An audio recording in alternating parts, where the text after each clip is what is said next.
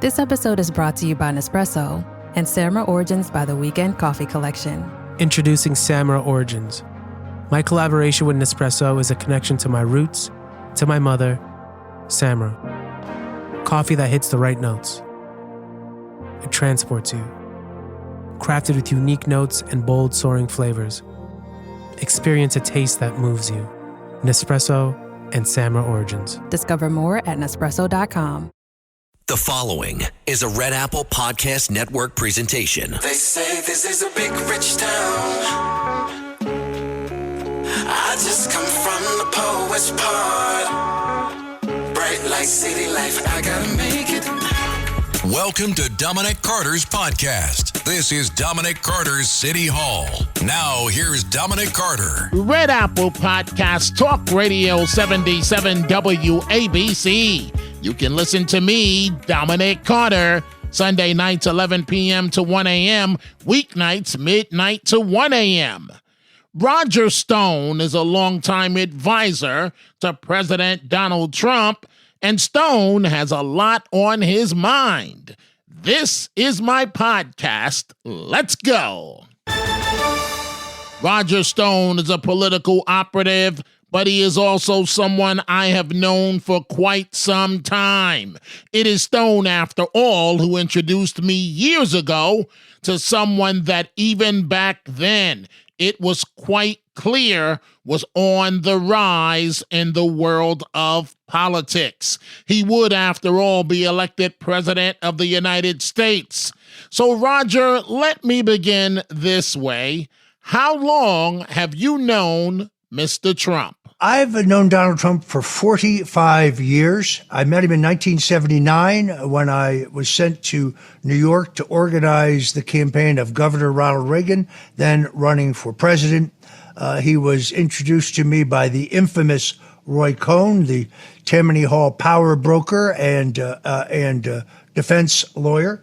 I saw immediately that he had the size, and I don't mean the physical size, but I mean the stature, the independence, the spirit, the fight, the confidence to not only be a great presidential candidate, but also to potentially be a great president. And I think I have been borne out by that. He created the most robust economy in American history, the greatest rate of job creation, the greatest rate of wage growth, the lowest levels of unemployment among all Americans, Black Americans, white Americans, Hispanic Americans, Asian Americans, rural, urban, young, old. We had unprecedented economic boom, a record stock market. He brought billions of dollars back into the country by changing the tax treatment of that money so people would expand their companies here, build their factories here, create jobs here, rebuilt our military strength. But most important, Dominic, he kept us out of war. We had no new, endless, expensive foreign wars that were costing American lives and treasure during Donald Trump's 4 years. And he did bring troops back from the endless foreign wars in the Middle East, but he used drone technology, which we paid a lot of money for, to keep the Taliban and others pinned down so that they could not take control after we withdrew our men and women in uniform, something that Joe Biden did not do in Afghanistan. So I am proud of my association with him. It has been both a blessing and quite obviously a curse in some ways, because his enemies are my enemies. And I have been targeted because of my friendship and loyalty to him. I've been targeted really because I refused to turn on him. I refused to testify falsely against him in the entire Russian collusion hoax. But I'm proud to call him my friend. And I believe, like another great New Yorker, Grover Cleveland, who was elected president, and then removed from the White House in a disputed election, only to come roaring back and be elected president again, that he is headed back to 1600 Pennsylvania Avenue. Well, I agree with that. All signs are that it's exactly going to go down the way you just said, returning to the White House.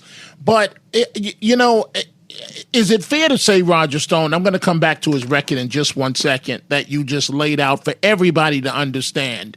And what you just said is completely accurate.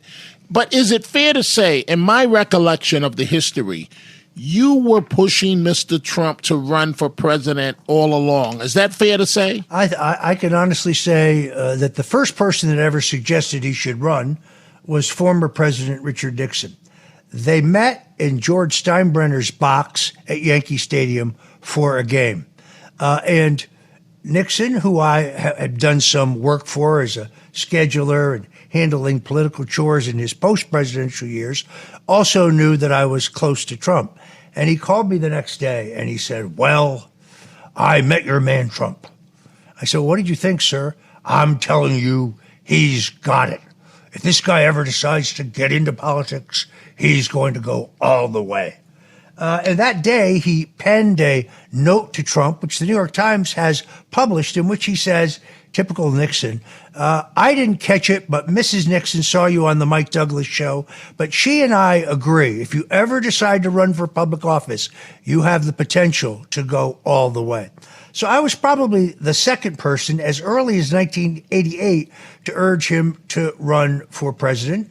I tried again in 2000 when his good friend Ross Perot, fellow billionaire, urged him to seek the nomination of the Reform Party, which at that point was on the ballot in 30 states and was entitled to a $39 million check from the federal government for their nominee under the federal matching fund program. And he did seriously look at running in 2000. And he ultimately decided, after a lot of exploration, trip to Miami, trip to Los Angeles, and so on, that you could only be elected in this country as a Republican or a Democrat. And he elected not to run. But here's the thing, Dominic. Long after he withdrew from consideration, he actually won primaries in Oregon and California, Reform Party primaries. He won them overwhelmingly, despite the fact that he'd already said he wasn't running and he did no campaigning. You just laid out the president's record, and you were accurate in terms of the successful tenure that he had in the White House. So explain this to me, Roger Stone. I'm going to use a term that the kids use. Considering what Mr. Trump did for the country, why are there so many haters in the establishment, in the media, and so on? Why is he so hated by I dare to say 40 to 50% of the country? I think he's hated because he is so very independent.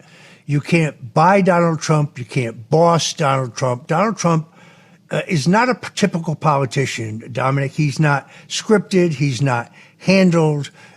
He's not managed. He is not packaged. What you see is what you get. And he's a wild card for the traditional politicians. Let me show you how that has worked to our advantage.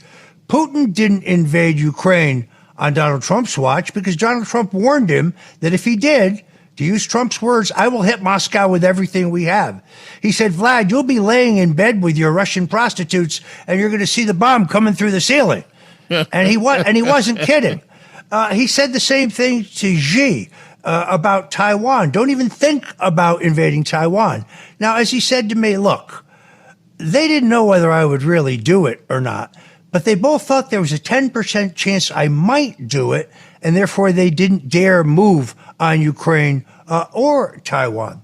So Trump is despised by the status quo, despised by the two-party duopoly and the leadership of both parties, because he's completely and totally uncontrollable. He's a free spirit. He's his own man.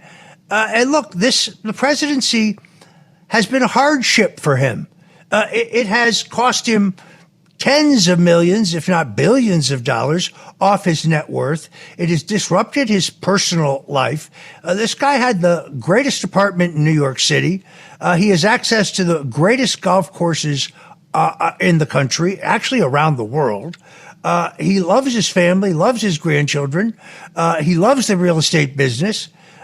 he sacrificed a great deal, and the level of hate and vituperation that he has suffered, and he keeps on ticking. A lesser man would have folded under this kind of pressure, Dominic.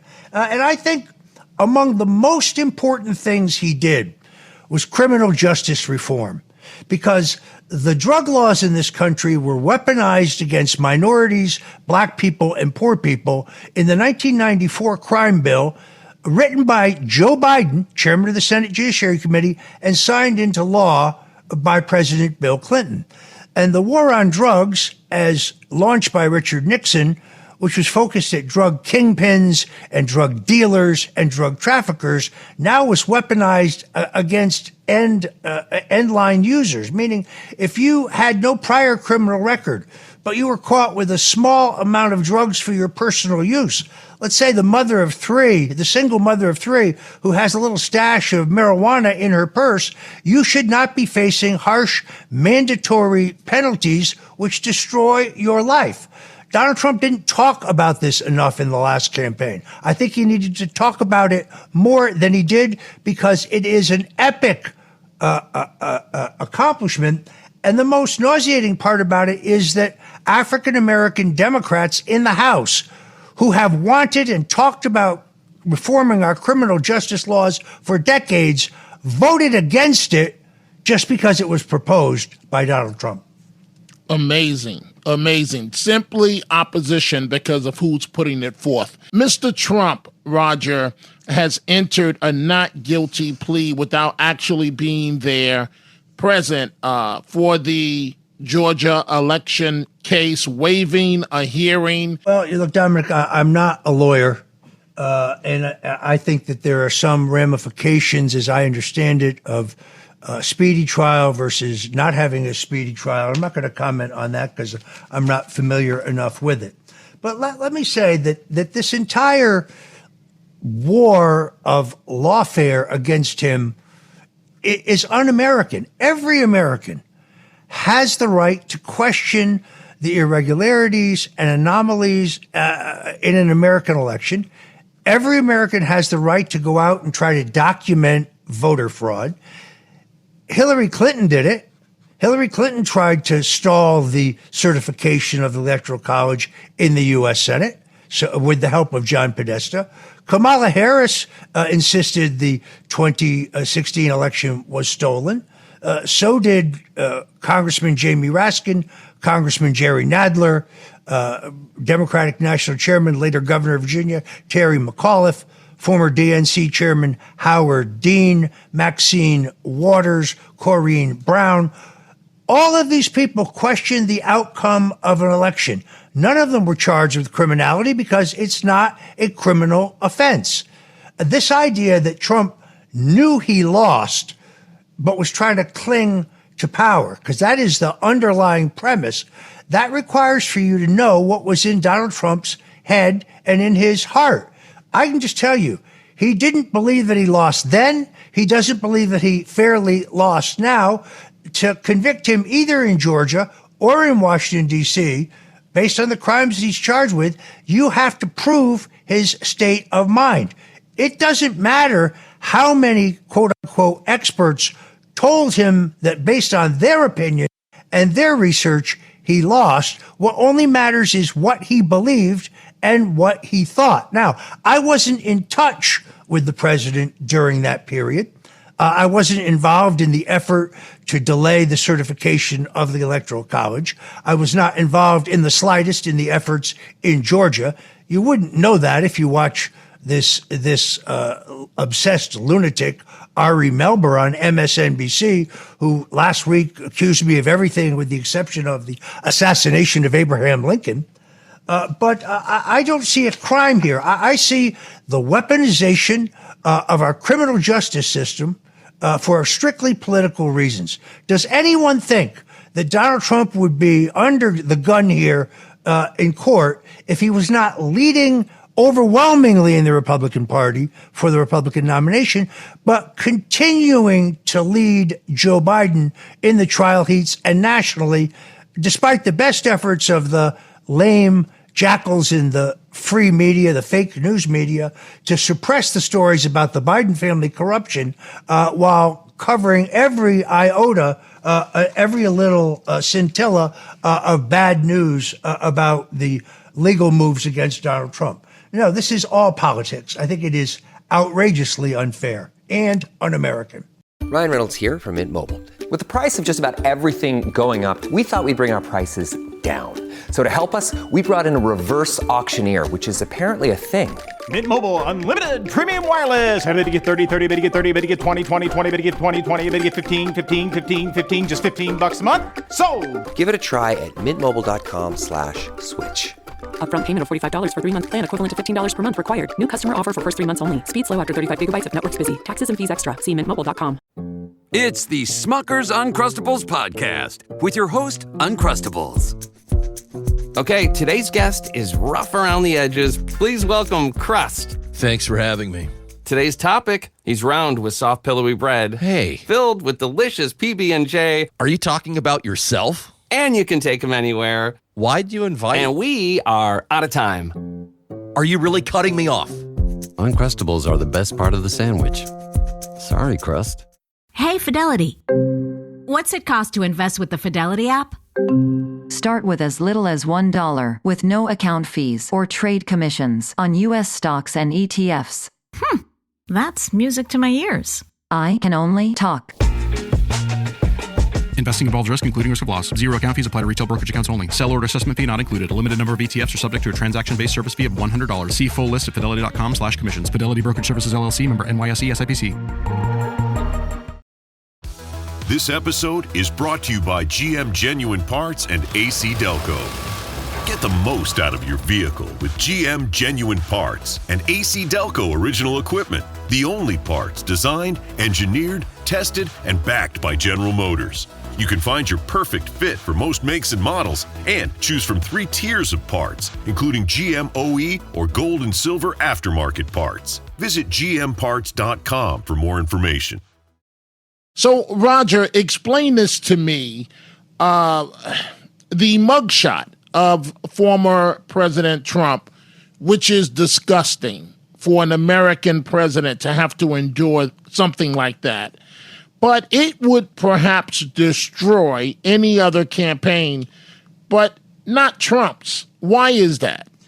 Because Donald Trump understood that the mugshot stands as a symbol of the great injustice being done to him. So obviously those who insisted on the mugshot thought it would humiliate him.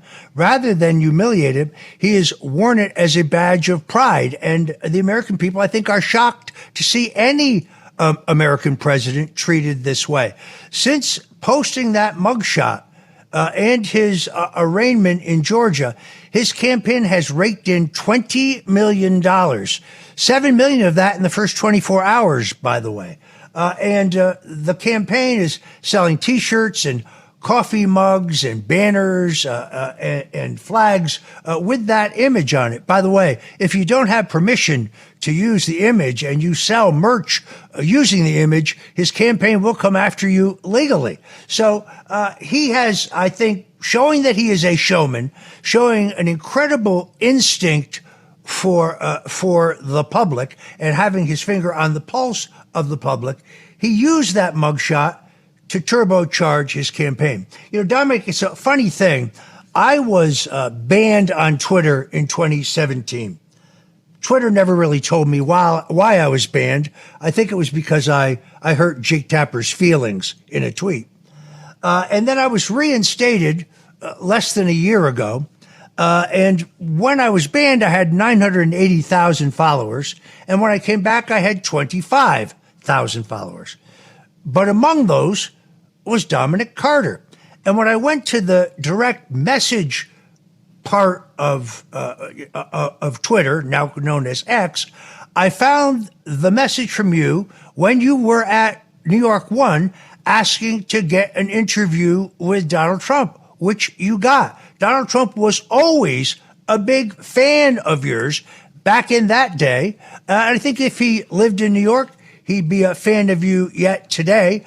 And I told him I was going to do this interview with you, and he said, please tell Dominic I said hello.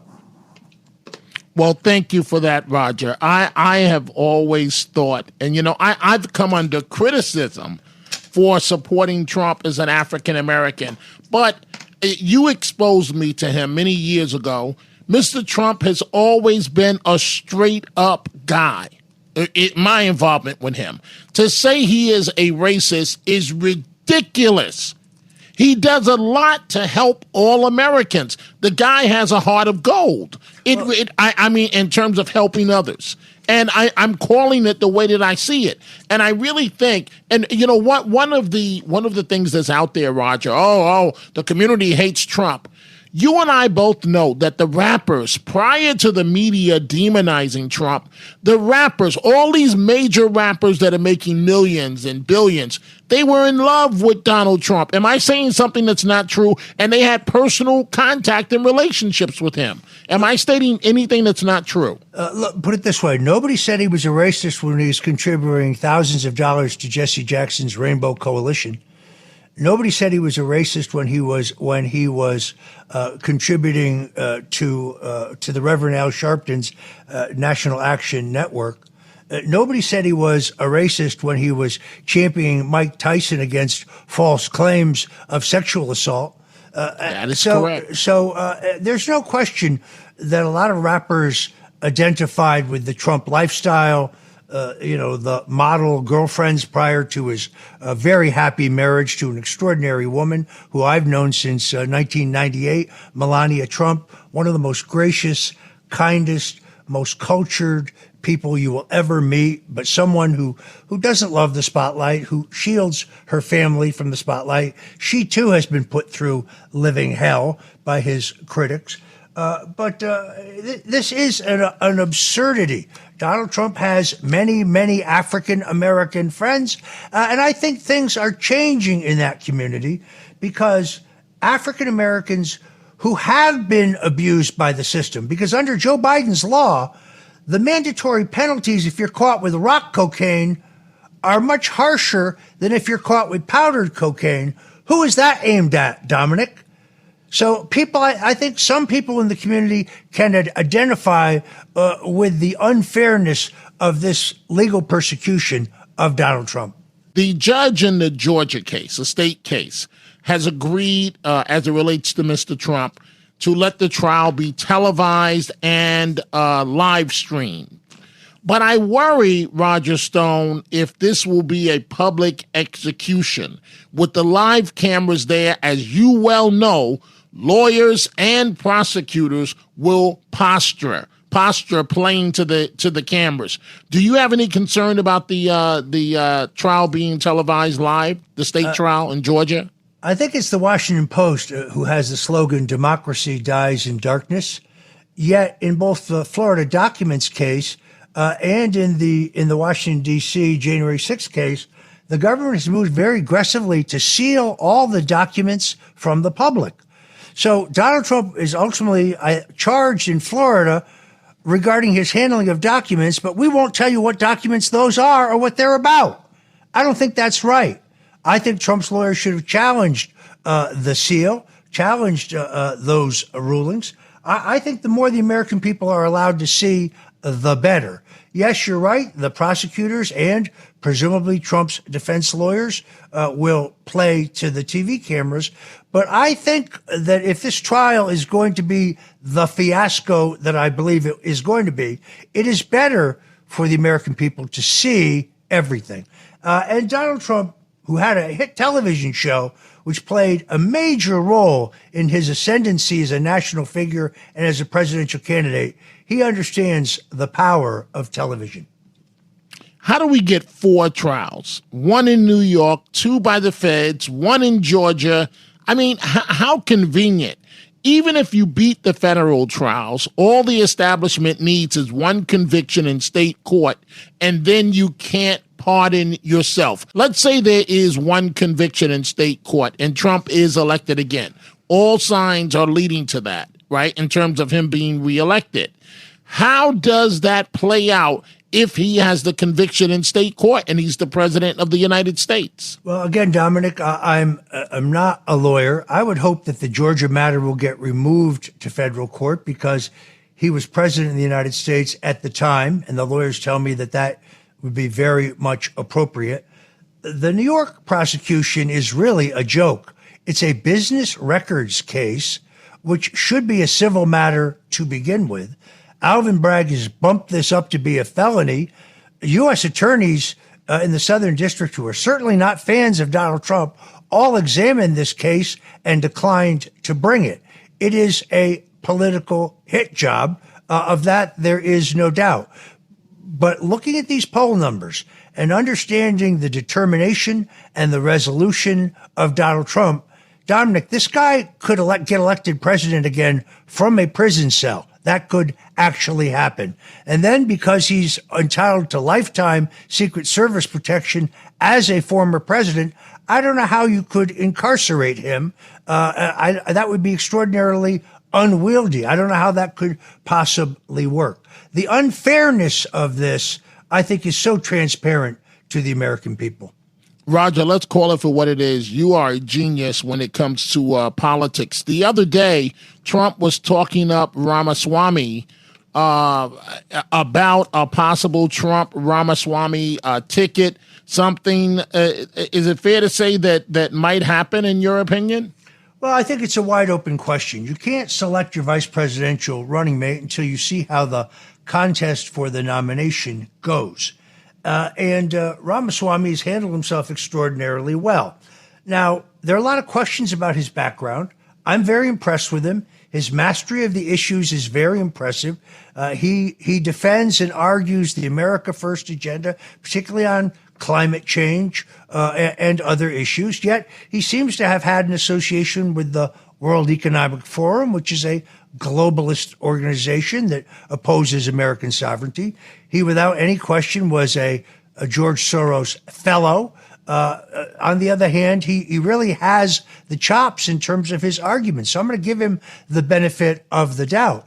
But perhaps, Dominic, he ends up in the Trump cabinet, maybe Secretary of Commerce or any other Secretary of the Treasury or any other number of jobs that he would be well qualified for. I personally would advise the president, regardless of the outcome. I like Robert F. Kennedy Jr.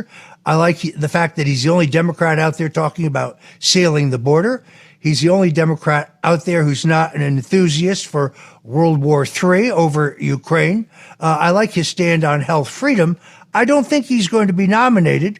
I think he's going to create a block of voters, both Democrats and independents, who ultimately will inure to the benefit of Donald Trump. What I'd like to see, Dominic, is Donald Trump appoint Robert F. Kennedy Jr., an attorney, as Attorney General of the United States. Let him conduct an investigation into the last pandemic so we can find out exactly what happened, and let him clean out the deep state in our intelligence agencies and in our politicized Justice Department. Why is Florida Governor Ron DeSantis not doing better? Size up the Republican field. I think he's not doing better for a number of reasons. First of all, and I didn't think this would happen, but I think there is a recognition that Ron DeSantis was an unknown congressman with a not very distinguished record. He was running against the party establishment candidate here in Florida, the agriculture commissioner who had served in Congress. All 67 Republican county chairmen in the state endorsed the other guy. Every Republican in the state Senate and the state House endorsed the other guy. The Senate president and the House speaker endorsed the other guy. Every Republican member of the congressional delegation, with the exception of Matt Gaetz, endorsed the other guy. Ron DeSantis was losing 49-7. His campaign was out of gas. He had no money. It was only the tweeted endorsement of Donald Trump that lifted this guy out of obscurity and made him governor. And even then, he was such a weak candidate that President Donald Trump in 2018 had to change his schedule for the last 2 weeks to do 3 rallies in Florida to literally drag Ron DeSantis, who, as you can see, is charisma challenged, over the finish line. So I think many voters see his candidacy as an act of disloyalty, as an act of treachery. Secondarily, I think his candidacy was based on a false premise that when Trump was charged in these legal matters, that his candidacy was going to collapse, that his money was going to dry up, he was going to drop in the polls, and he would be done. And Ron DeSantis would inherit all that. The exact opposite has turned out to be true. The persecution of Donald Trump has turbocharged his campaign. And then, Dominic, in all honesty, there is, and this is very important in politics, the likability factor. Ron DeSantis is a cold fish. He never looks you in the eye. He doesn't like to shake hands. He wears earbuds even when he's not listening to anything to avoid human contact. He is very socially awkward. He may even have a personality disorder of some kind. People don't take to him. To see him and meet him is to not like him. That's why they have tried to use his wife much more as a surrogate in the campaign, because she's eminently more likable, although I think it is her ambition that has really driven him to an unwise campaign. He's 42 years old. He just got reelected.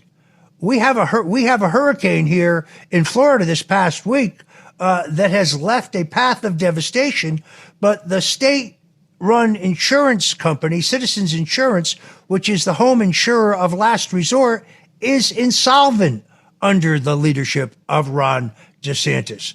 So it's very hard for me to understand. He has harmed his brand, not just in this election, because he's not going to be nominated, but he has hurt himself very badly here in Florida. His unfavorable rating is rising. He is term limited, so he cannot run for governor again. I have predicted on my show, which you can hear every Sunday on WABC from 3 to 5 Sunday afternoons, either by going to 770 on the AM dial, if you live in the New York, New Jersey, Connecticut area, or by going to WABCradio.com. I have predicted that Ron DeSantis' wife, Casey Jill DeSantis, some call her Jillery, is going to run for governor at the end of Ron DeSantis' second term, because I think they are too addicted to the lifestyle, too addicted to the elitism, too addicted to the high life to walk away from politics. Quick response on this. Mitch McConnell, what do you make of this, Roger Stone? President Biden has defended his GOP rival after the Senate leader once again froze up while answering questions from reporters, insisting that the bizarre episode is part of his recovery from a recent concussion. Your reaction? Look, I think Joe Biden is looking at Mitch McConnell and saying, there, but for the grace of God, go I. It's I think, obvious to any fair-minded American that Joe Biden himself has cognitive issues, that he's not in robust health, that he doesn't have the stamina. This is not age-based. Donald Trump is 77. I traveled with him for 4 days 3 weeks ago. He has the energy and stamina of a lion. It's beyond belief. We left Newark Airport at 6 o'clock in the morning. We flew to Iowa, did a rally, flew to Las Vegas, did another rally, then went to the UFC fight in Las Vegas. And at 1:30 in the morning, he wanted me to come to his hotel room to have a Diet Coke with him. So the guy is, he has the stamina and energy level to be president again. I have serious questions about whether Joe Biden is in condition to go the distance. And I have serious questions about whether Mitch McConnell has the capacity to remain as Senate leader. I pray for him. I don't particularly like him politically, but I learned in my own tribulation, I learned that you have to pray for those you don't like. You have to pray for those who are on the other side. Trump pardoned you. How tough was it going through that entire experience, a trial and so on? It was tough for me watching it as someone that has known you all these years and knowing, frankly, your good heart, the type of person that you are, that no matter what time of day or night that I called you, you were always there offering advice without you benefiting anything. How tough was that for you? It was living hell, particularly since I knew that I had done absolutely nothing wrong. I was charged with lying under oath in my voluntary testimony to the House Intelligence Committee because Democratic members of the House shared my testimony illegally, because it was classified, with members of Robert Mueller's team. And members of Robert Mueller's team shared the emails and text messages they got with a warrant with members of the House committee so they could fashion gotcha questions. How do you lie under oath about Russian collusion that never actually happened? Ari Melber, again on MSNBC last week, saying Stone was the link between WikiLeaks and the Trump campaign. No, I was not. The government produced no evidence whatsoever. In fact, here's the hardest part, Dominic. After losing my home, my car, my savings, most of our insurance, after my wife was diagnosed with aggressive stage 4 cancer, which I'm convinced was brought on by the stress of the personal 2 years of the media beating on me as a traitor, as a Russian spy, the House, the Justice Department was forced by a federal judge to disgorge the last remaining long redacted sections of Robert Mueller's report, in which he could not sugarcoat the fact that he had found, quote, no factual basis, close quote, for a claim that I colluded with the Russians, coordinated or collaborated with WikiLeaks, or for that matter, any other crime. So I was put through hell to try to squeeze me to testify falsely against Donald Trump.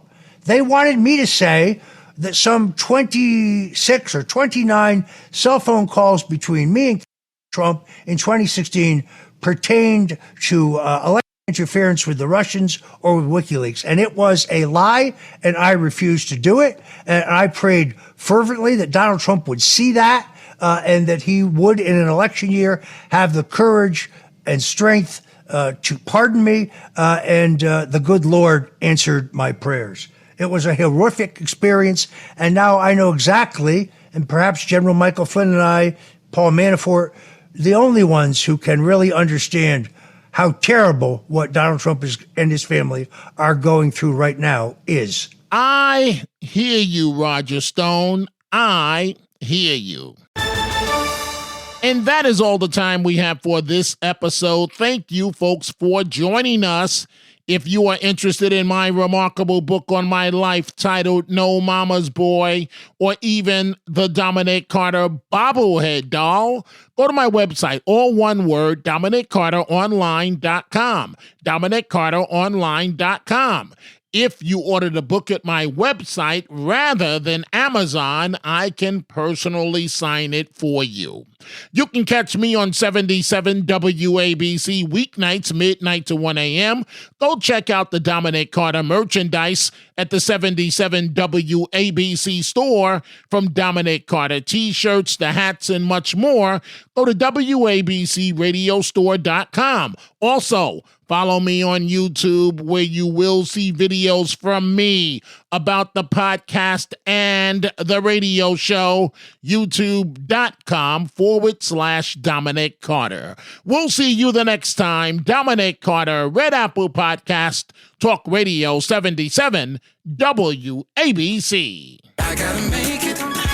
Dominic Carter Socials on Twitter at Dominic TV and Facebook and Instagram. Dominic Carter TV. Email at dominic.carter@wabcradio.com. Until the next episode, be well. And as Dominic always says, stay positive. The glass is always half full, never half empty. Dominic Carter City Hall.